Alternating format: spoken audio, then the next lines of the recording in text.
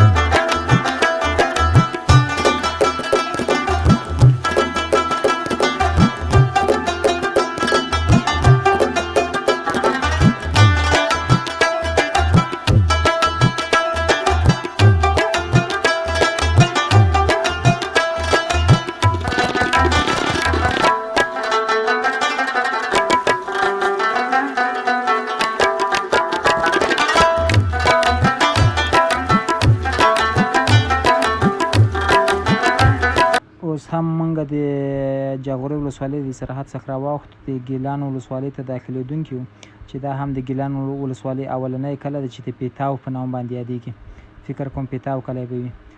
واورې او یخني خو تاسو وینئ، زموږ سره اوسئ او د نورو ویډیوګانو او د نورو د لارې د لیدلو څخه خوند واخلئ.